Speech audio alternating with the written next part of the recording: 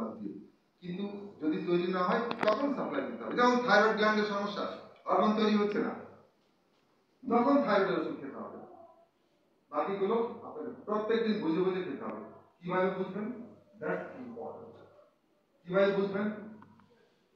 আপনি যখন রান্না করা খাবার খাচ্ছেন, ভাত মাছ সবজি ডাল ভাত খাচ্ছেন, এই 5টা জিনিস পেয়ে যাবেন। পর্যাপ্ত কার্বোহাইড্রেট প্রোটিন ফ্যাট পাবেন, পর্যাপ্ত পাবেন, বরং অতিরিক্ত আছে। আর ভিটামিন মিনারেল কিছু নষ্ট হবে। যখনই রান্না করবেন ভিটামিন মিনারেল কমতে থাকবে। দেখেন আপনি একটা প্রাণী নাম বলেন তো রান্না করা খাবার খায়, বলেন আমি আজ পর্যন্ত খুঁজে পাই না। মায়ের বাচ্চারা অপেক্ষা করছে, আম্মু তাদের রান্না করার ক্ষুদাই পেট চঞ্চ করতেছে, ওদের ল্যাঙ্গুয়েজে কথা বলে, বলতে পারবেন?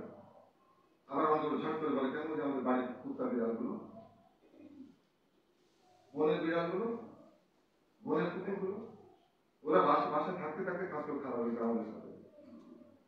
বাড়ির বিড়াল আমাদের সাথে থাকতে থাকতে রান্না করা খাবার খায়, কিন্তু বনের বিড়াল রান্না করা খাবারের কোনো সুযোগই নাই।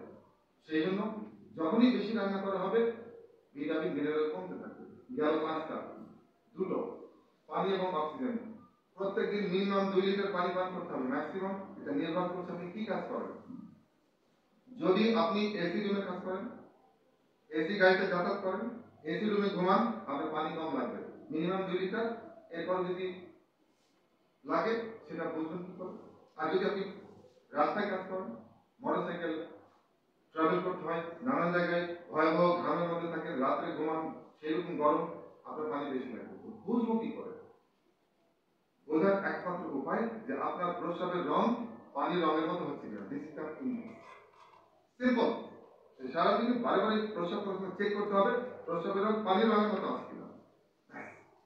সেক্ষেত্রে 2 লিটার মিনিমাম, ম্যাক্সিমাম 5 লিটার লাগে পানি পান করতে হবে। একদম রিক্সার 2 লিটার তো কিচ্ছু হবে না। গেল। আর প্রতিদিন দম খুব খুলে দম নিতে হবে। আমাদের প্রধান খাবার অক্সিজেন, যেটা 2 মিনিটে বেশি থাকা সম্ভব না। সেই জন্য প্রত্যেক দিন এটা আমরা একটুবার শিখবো। আমি মিস্টার সঞ্জয় এটা শেখাবেন কি করে বুক খুলে দম নিবেন। আমরা প্রধান খাবারটা বাদ দিয়ে সব খাবার নিই আর ঘুরিটা করতে হবে।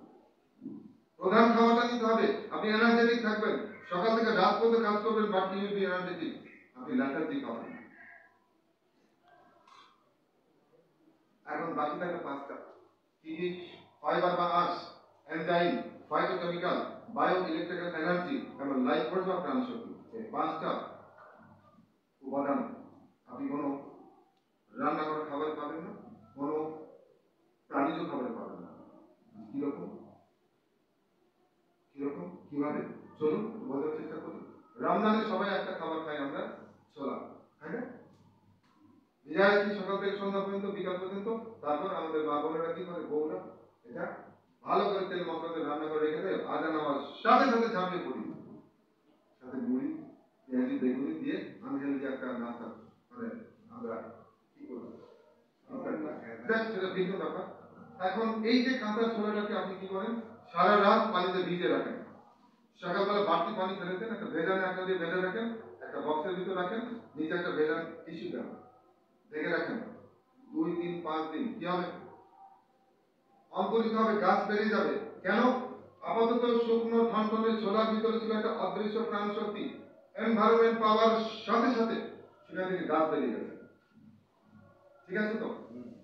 এখন চলেন একটা এক্সপেরিমেন্ট করি। এই যে রান্না করা ছোলাটাকে আমরা এটা ভালো করে ধুয়ে নিই, একদম পরিষ্কার পানিতে, ফিল্টার পানিতে দিয়ে ভেজানিতে ন্যাকটা দিয়ে বেঁধে ওই বক্সের মধ্যে রেখে দিই, নিচে একটা ভেজা টিস্যু। গাছ বেরোবে? বেরোবে? কেন বেরোবে না? হিট দেওয়ার সাথে সাথে এর ভিতরে যে লাইফ ফোর্স ছিল সেটা অস্ট্রেলিয়া চলে গেছে, মাইগ্রেট করে। বলে কি ওর বাসায় থাকুন না, বেড়ে গেলে ঠেকা দেয়। তো যে খাবারে হিট, সেই খাবার থেকে প্রাণ শক্তি উড়ে যেতে শুরু করবে। এই জন্য জীবন্ত খাবার এত গুরুত্বপূর্ণ। আমি আবার বলছি, প্রকৃতির একটা প্রাণী খুঁজে বের করতে পারবেন না যে রান্না করা খাবার খায়। এই আস্পেক্টে এখনকার কালে লাইফস্টাইল এক্সপার্টরা খাবারকে 3 ভাগে ভাগ করছেন: জীবন্ত খাবার, অর্ধমৃত খাবার এবং মৃত খাবার। সে কিরকম? জীবন্ত খাবার লাফাবে জবাই করে যেতে হবে প্রত্যেকদিন না। জীবন্ত খাবার হচ্ছে যে খাবার প্রকৃতিতে যেই অবস্থায় উৎপন্ন হয়, সেই খাবার যখন আপনি সেই অবস্থায় সংগ্রহ করে নিয়ে